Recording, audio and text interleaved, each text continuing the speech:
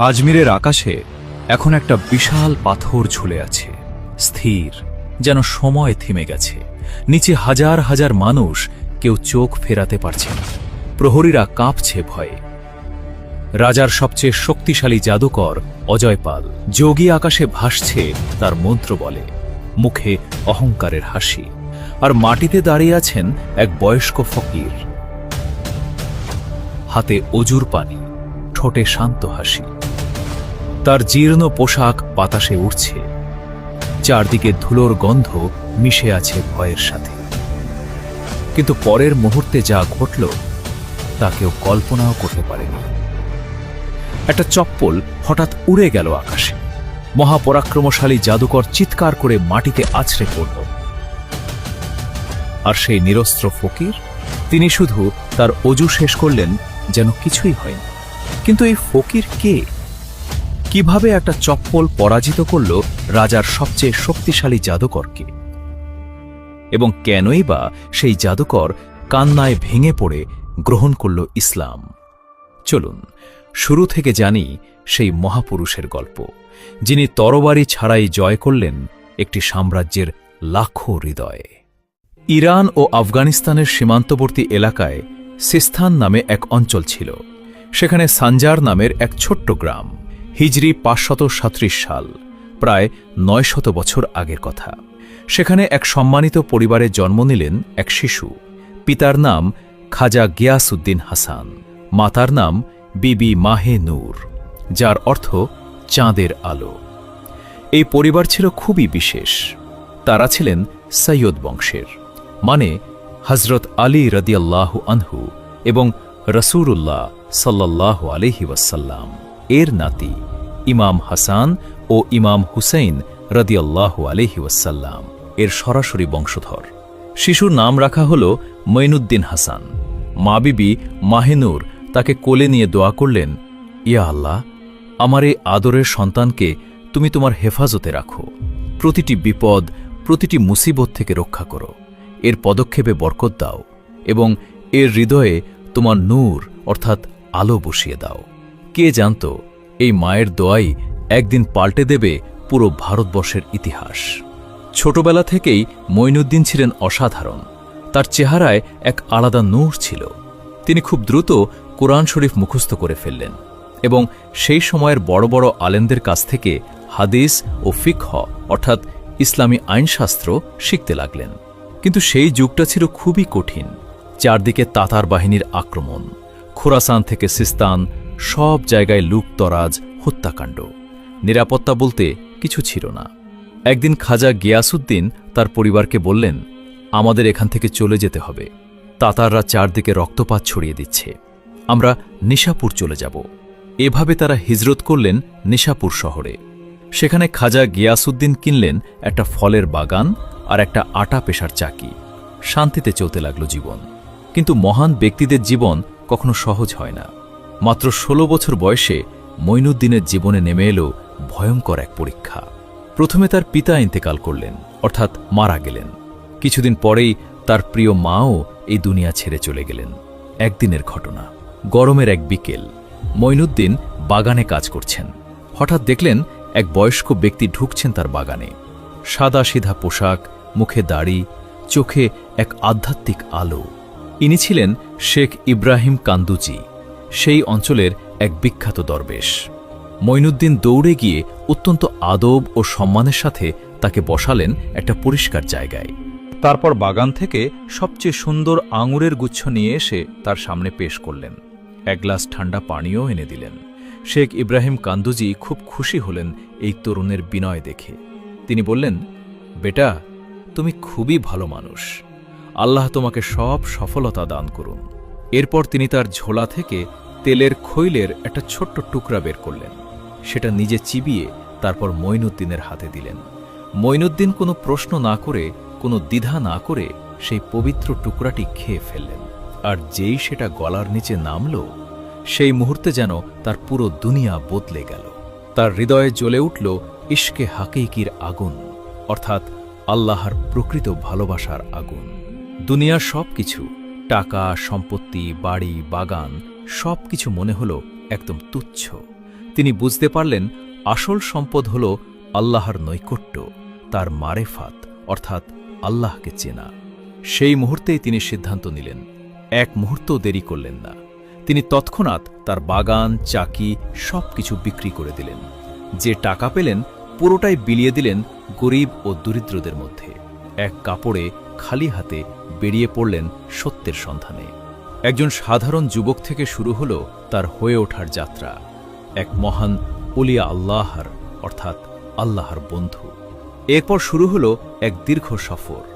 মঈনুদ্দিন চলে গেলেন সমরকন্দ ও বোখারায়, সেই যুগের সবচেয়ে বড় জ্ঞানের কেন্দ্র। সেখানে বছরের পর বছর কাটালেন। সেই সময়ের সবচেয়ে বড় আলেমদের কাছ থেকে শিখলেন তাফসির অর্থাৎ কোরআনের ব্যাখ্যা, হাদিস অর্থাৎ রসুলের বাণী ও কর্ম, এবং ফিকহা অর্থাৎ ইসলামী আইন। কিন্তু তার হৃদয়ের তৃষ্ণা মিটছিল না। বইয়ের জ্ঞান তিনি পেয়েছেন, কিন্তু তিনি খুঁজছিলেন এমন কাউকে যিনি তাকে আল্লাহর সাথে সরাসরি সম্পর্ক তৈরি করতে শেখাবেন। তিনি খুঁজছিলেন একজন মুর্শিদ অর্থাৎ আধ্যাত্মিক পথপ্রদর্শক। অনেক দিন অনেক জায়গা ঘোরার পর অবশেষে হারুন নামক এক ছোট্ট শহরে তিনি পেলেন তার কাঙ্ক্ষিত মুর্শিদকে। তার নাম খাজা উসমান হারুনি। তিনি ছিলেন চিস্তিয়া তরিকার অর্থাৎ একটি বিশেষ আধ্যাত্মিক ধারার একজন মহান শেখ। দেখা হওয়ার সাথে সাথে মঈনুদ্দিন বুঝলেন ইনিই সেই মানুষ যার জন্য তিনি খুঁজছিলেন। তিনি সাথে সাথে তার পায়ে লুটিয়ে পড়লেন এবং তার হাতে বায়াত অর্থাৎ আধ্যাত্মিক শপথ গ্রহণ করলেন। এরপর শুরু হল এক কঠিন জীবন। চিন্তা করুন তো, পুরো ২০ বছর ধরে খাজা মঈনুদ্দিন ছিলেন তার মুর্শিদের ছায়ার মতো। সফরে হোক বা বাসায়, দিনে হোক বা রাতে, তিনি সবসময় তার মুর্শিদের সেবায় থাকতেন। মুর্শিদের বিছানা পিঠে বহন করতেন, অজুর জন্য পানি তৈরি করে রাখতেন, খাবার পরিবেশন করতেন। প্রতিটি ছোট বড় কাজে তিনি ছিলেন সর্বদা প্রস্তুত। কিন্তু এখানেই শেষ না, পাশাপাশি তিনি করতেন কঠোর রিয়াজত অর্থাৎ আধ্যাত্মিক সাধনা। দীর্ঘ রোজা রাখতেন, কখনো কখনো কয়েকদিন একটানা না খেয়ে থাকতেন। শুধু একটু করে রুটি দিয়ে ইফতার করতেন। রাতে খুব কম ঘুমাতেন। বেশিরভাগ সময় কাটাতেন আল্লাহর ইবাদতে, জিকিরে অর্থাৎ আল্লাহর স্মরণে। এই কঠিন সাধনার মাধ্যমে তিনি নিজের নফসের অর্থাৎ মন্দ প্রবৃত্তির ওপর নিয়ন্ত্রণ পেলেন। শুনে অবাক লাগতে পারে, কিন্তু এই কঠোর পরিশ্রমই তাকে নিয়ে গেল আধ্যাত্মিকতার সর্বোচ্চ চূড়ায়। কিছুদিন পর খাজা উসমান হারুনি হজ করার ইচ্ছা করলেন। খাজা মঈনুদ্দিনও পেলেন তার মুর্শিদের সাথে মক্কা মদিনা যাওয়ার সম্মান। মক্কায় তারা তাওয়াফ করলেন, হজ্জের সব কাজ আদায় করলেন। এরপর চলে গেলেন মদিনা মুনাওয়ারায়, যেখানে রাসূলুল্লাহ সাল্লাল্লাহু আলাইহি ওয়াসাল্লামের রজা মোবারক। সেখানে দাঁড়িয়ে খাজা মঈনুদ্দিন পেশ করলেন সালাম। ইতিহাসের বইয়ে লেখা আছে, সেই মুহূর্তে তার এক আধ্যাত্মিক অভিজ্ঞতা হল। তিনি পেলেন নির্দেশ, হে মঈনুদ্দিন, তুমি হিন্দুস্তানে যাও, সেখানে গিয়ে ইসলামের দাওয়াত দাও, মানুষকে সত্যের পথ দেখাও। সেই মুহূর্তেই তাকে দেওয়া হল উপাধি সুলতানুল হিন্দ অর্থাৎ ভারতের আধ্যাত্মিক সম্রাট। এটা কি আমরা আজও বুঝি না? একজন মানুষ যখন সত্যিকার অর্থে আল্লাহর জন্য নিজেকে উৎসর্গ করে, তখন আল্লাহ তাকে দিয়ে কত বড় কাজ করান। মদিনা থেকে ফিরে এসে খাজা উসমান হারুনি বুঝলেন তার শিষ্য এখন আধ্যাত্মিকভাবে পরিপূর্ণ। তিনি তাকে দিলেন খিলাফত অর্থাৎ তার আধ্যাত্মিক উত্তরাধিকার। পরিয়ে দিলেন খিরকা অর্থাৎ একটি বিশেষ পোশাক, যা দিয়ে বোঝানো হয় তিনি এখন একজন পূর্ণ আধ্যাত্মিক পথপ্রদর্শক। মুর্শিদ তাকে শেষ উপদেশ দিলেন, বেটা, মানুষের সেবা করো, আল্লাহর ভালোবাসা ছড়িয়ে দাও। মনে রেখো, আল্লাহর নৈকট্য পাওয়ার সবচেয়ে বড় পথ হল তার সৃষ্টির সেবা করা। এরপর খাজা মঈনুদ্দিন বিদায় নিলেন। তিনি রওনা হলেন বাগদাদ, ইস্পাহান, তাবরিজের দিকে। সেখানে সেই সময়ের মহান আউলিয়াদের অর্থাৎ আল্লাহর বন্ধুদের সাথে দেখা করলেন। বর্ণনা অনুসারে এই সময় তার সাক্ষাৎ হয়েছিল গাউসে আজম হজরত আব্দুল কাদির জিলানী রাহমাতুল্লাহি আলাইহি এর সাথেও। অবশেষে তিনি তৈরি হলেন সেই মহাসফরের জন্য হিন্দুস্তান। ৪০ জন মুরিদ নিয়ে খাজা মঈনুদ্দিন চিশতি রাহমাতুল্লাহি আলাইহি শুরু করলেন সেই দীর্ঘ কঠিন সফর। খাইবার পাস পেরিয়ে তারা প্রবেশ করলেন ভারতের মাটিতে। প্রথমে তারা পৌঁছলেন লাহোর। সেখানে ছিল আরেকজন মহান উলির মাজার, দাতা গঞ্জবক্স, হজরত আলী হাজবেরি রহমতুল্লাহি আলাইহ। খাজা মঈনুদ্দিন তার মাজারে গিয়ে সম্মান জানালেন। লাহোরে তিনি কয়েকদিন চিল্লা করলেন, অর্থাৎ একটানা কয়েকদিন ধরে এবাদত ও ধ্যানে মগ্ন থাকলেন। এই সময়ে তিনি আরও আধ্যাত্মিক শক্তি লাভ করলেন। তিনি এক বিখ্যাত ফার্সি কবিতা বললেন দাতা সাহেবের প্রশংসায়। ঠিক এই সময় তিনি আধ্যাত্মিক ইশারা পেলেন যে তার আসল গন্তব্য হল আজমির। হিজরি 587 সাল। খাজা মঈনুদ্দিন তার সঙ্গীদের নিয়ে পৌঁছলেন আজমির শহরে। আজমির তখন ছিল রাজা পৃথ্বীরাজ চৌহানের রাজধানী। শক্তিশালী রাজা, বিশাল সেনাবাহিনী, জমকালো রাজপ্রাসাদ। আর তার বিপরীতে খাজা মঈনুদ্দিন, এক নিঃস্ব ফকির, কয়েকজন সঙ্গী নিয়ে। শহরের বাইরে আনা সাগর হুদের তীরে একটা শান্ত জায়গায় তারা বিশ্রাম নিতে বসলেন। জায়গাটা ছিল সুন্দর, গাছপালা, হ্রদের ঠান্ডা বাতাস, শান্তিপূর্ণ পরিবেশ। কিন্তু কিছুক্ষণ পরেই রাজার প্রহরীরা এসে হাজির। তারা রাগত স্বরে বলল, এই জায়গা রাজার উটের বিশ্রামের জন্য, তোমরা এখান থেকে চলে যাও এখনই। খাজা মঈনুদ্দিন তাদের কথা শান্তভাবে শুনলেন। তার মুখে কোনো রাগ নেই, কোনো ক্ষোভ নেই। তিনি শুধু বললেন, ঠিক আছে, আমরা চলে যাচ্ছি, কিন্তু যেহেতু এটা উটের বসার জায়গা, তাহলে এখন এখানে উটরাই বসে থাকবে। এতটুকু বলে তিনি এবং তার সঙ্গীরা উঠে চলে গেলেন অন্য জায়গায়। হঠাৎ প্রহরীরা দেখল তাদের উটগুলো নড়ছে না, একটাও না, যেন মাটির সাথে আটকে গেছে। তারা ধাক্কা দিল, টানাটানি করল, কিন্তু কোনো উট নড়ল না। একজন প্রহরী ভয়ে ভয়ে বলল, আমার মনে হয় এটা ওই বয়স্ক ফকিরের আধ্যাত্মিক শক্তির প্রভাব, আমরা ভুল করেছি। তারা দৌড়ে গেল খাজা মঈনুদ্দিনের কাছে, ক্ষমা চাইল বিনীতভাবে। হজরত, আমরা আপনাকে চিনতে পারিনি, আমাদের ভুল হয়েছে, দয়া করে ক্ষমা করুন এবং আমাদের উটগুলোর জন্য দোয়া করুন। খাজা মঈনুদ্দিন মুস্কুরালেন, বললেন, যাও, আল্লাহর রহমতে তোমাদের উটগুলো এখন স্বাভাবিক হয়ে যাবে। প্রহরীরা ফিরে গিয়ে দেখল সত্যি উটগুলো আবার স্বাভাবিক। এই ঘটনা পুরো শহরে ছড়িয়ে পড়ল। মানুষ বুঝল এই ফকির কোনো সাধারণ মানুষ নন। কিন্তু এই খবর যখন রাজা পৃথ্বীরাজের কানে পৌঁছল, তিনি চিন্তিত হলেন। তার সভাসদরা বলল, মহারাজ, এই বিদেশি ফকির আমাদের সংস্কৃতির জন্য হুমকি হতে পারে, তার প্রভাব বাড়ছে। রাজা তখন ডাকলেন তার সবচেয়ে শক্তিশালী জাদুকর অজয়পাল যোগীকে। অজয়পাল ছিলেন অসাধারণ তান্ত্রিক শক্তির অধিকারী। তিনি যোগ বলে আকাশে উঠতে পারতেন, পাথর ভাসাতে পারতেন, মন্ত্র বলে মানুষের ক্ষতি করতে পারতেন। রাজা বললেন, অজয়পাল, এই মুসলমান ফকিরকে আমার রাজ্য থেকে তাড়িয়ে দিতে হবে, তার শক্তি পরীক্ষা করো। অজয়পাল অহংকারে হাসলেন এবং বললেন, মহারাজ, চিন্তার কোনো কারণ নেই, আমি তাকে এমন শিক্ষা দেব যে তিনি নিজেই পালিয়ে যাবেন। পরদিন সকালে আনা সাগরের তীরে জড়ো হল হাজার হাজার মানুষ। একদিকে অজয়পাল যোগী তার শিষ্যদের নিয়ে, অন্যদিকে খাজা মঈনুদ্দিন তার মুরিদদের সাথে। অজয়পাল শুরু করলেন তার জাদুবিদ্যা। তিনি মন্ত্র পড়তে লাগলেন। হঠাৎ দেখা গেল একটা বিশাল পাথর আকাশে উঠে গেল, স্থির হয়ে ভাসছে বাতাসে। মানুষ অবাক হয়ে দেখছে। অজয়পাল নিজেও যোগ বলে ভাসতে শুরু করলেন আকাশে, তার মুখে বিজয়ী হাসি। তিনি চিৎকার করে বললেন, দেখো সবাই, এই হলো আমার শক্তি, ওই বিদেশি ফকিরের কি ক্ষমতা দেখি। খাজা মঈনুদ্দিন তখন উজু করছিলেন, শান্তভাবে পানি দিয়ে হাত মুখ ধুচ্ছেন। কোনো তাড়াহুড়ো নেই, কোনো চিন্তা নেই, যেন কিছুই হচ্ছে না। অজু শেষ করে তিনি যখন পা ধুতে গেলেন, তখন তার একটা পুরনো চপ্পল খুলে রাখলেন মাটিতে। ঠিক সেই মুহূর্তে তিনি শুধু বললেন, বিসমিল্লাহ, অর্থাৎ আল্লাহর নামে। এবং কি আশ্চর্য, সেই চপ্পল মাটি থেকে উঠে গেল, দ্রুত গতিতে উড়ে গেল আকাশের দিকে। হাজার হাজার মানুষের সামনে সেই চপ্পল ধাওয়া করল অজয়পাল যোগীকে। যোগী পালাতে লাগলেন, কিন্তু চপ্পল তার পিছু ছাড়ল না, বারবার আঘাত করতে লাগল তাকে। অজয়পালের সমস্ত মন্ত্রবল ভেঙে গেল। তিনি চিৎকার করতে করতে আকাশ থেকে মাটিতে আছড়ে পড়লেন, আর সেই বিশাল পাথরও পড়ে গেল, কিন্তু কাউকে আঘাত না করে নিরাপদ জায়গায়। পুরো জায়গায় নিস্তব্ধতা। তারপর শুরু হল চারদিকে চমক। অজয়পাল উঠে দাঁড়ালেন। তার সমস্ত অহংকার চূর্ণ হয়ে গেছে। তিনি বুঝতে পারলেন এটা কোনো সাধারণ মানুষের কাজ নয়, এটা আল্লাহর কুদরত। তিনি কাঁপা পায়ে এগিয়ে গেলেন খাজা মঈনুদ্দিনের দিকে। তার চোখে পানি। তিনি পড়ে গেলেন খাজা সাহেবের পায়ে। কাঁদতে কাঁদতে বললেন, হযরত, আমি ভুল করেছি। আমি আমার অহংকারে অন্ধ হয়ে গিয়েছিলাম।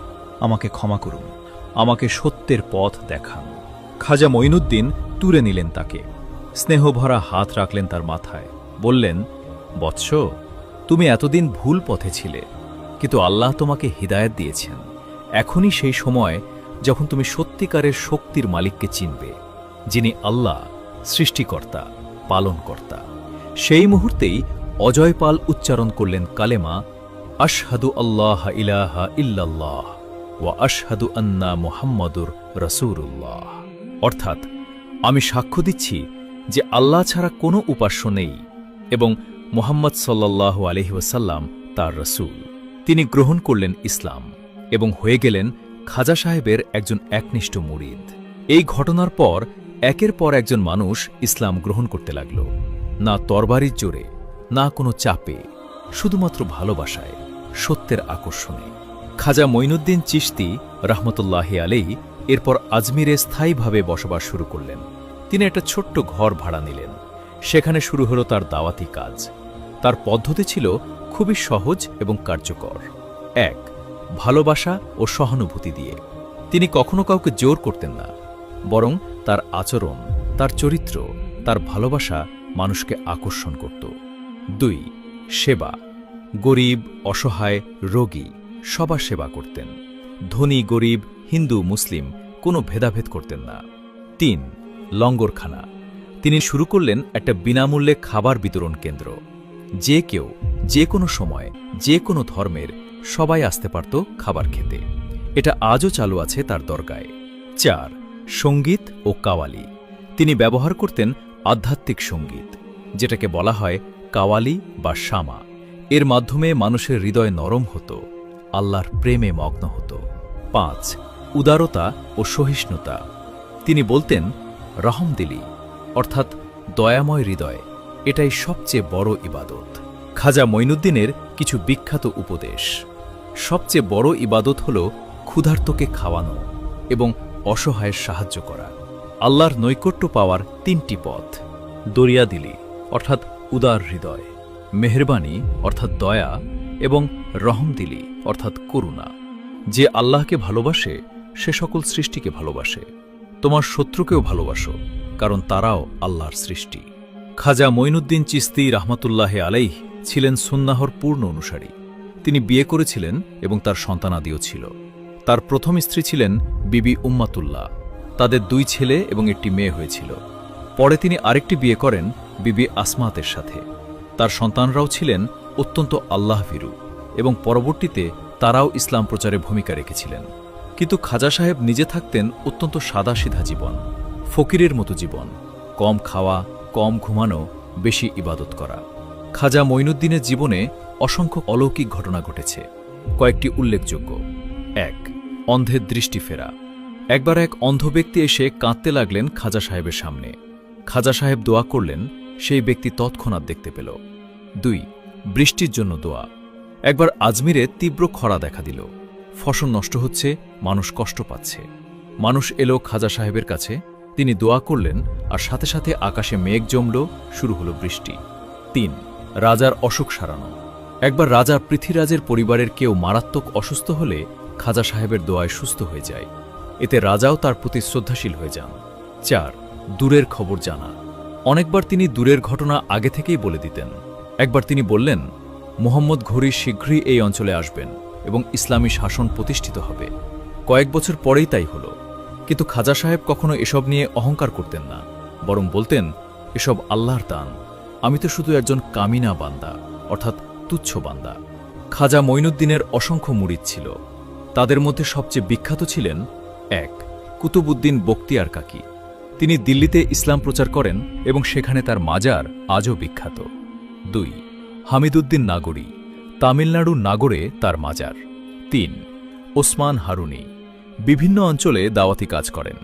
খাজা সাহেব তার শিষ্যদের পাঠিয়ে দিলেন ভারতের বিভিন্ন প্রান্তে।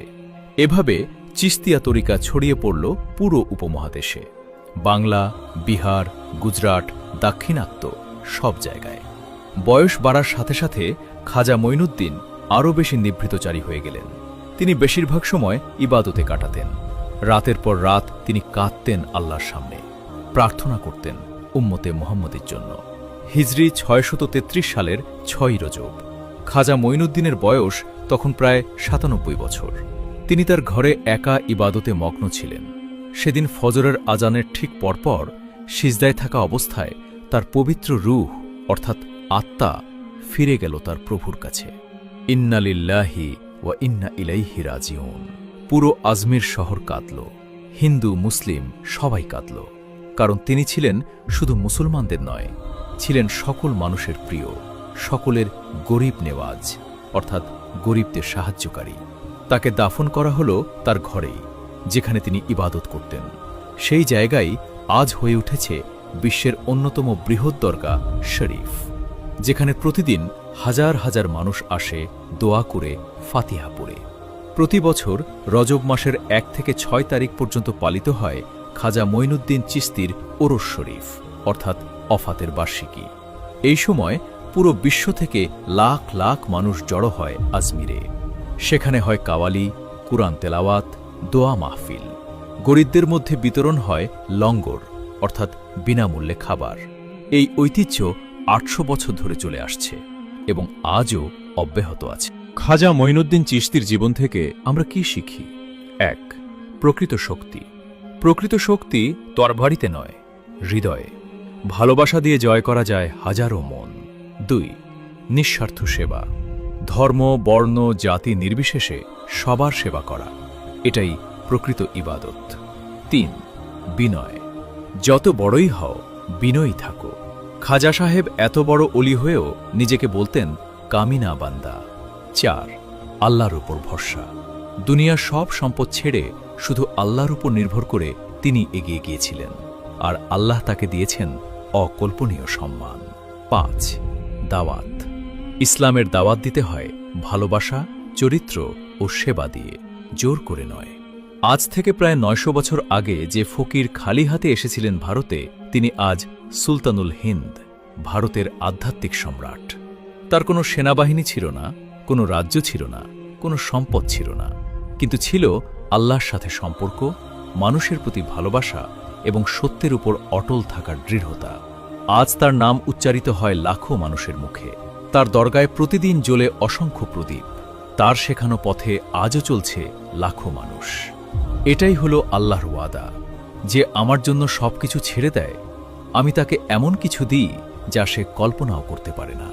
খাজা মঈনুদ্দিন চিশতি রাহমাতুল্লাহি আলাইহি, আল্লাহর রহমত তার উপর বর্ষিত হোক, আমাদের দেখিয়ে গেছেন যে প্রকৃত বিজয় হল হৃদয়ের বিজয় এবং প্রকৃত সাম্রাজ্য হল মানুষের ভালোবাসার সাম্রাজ্য। আল্লাহ আমাদের তার দেখানো পথে চলার তৌফিক দান করুন। আমিন।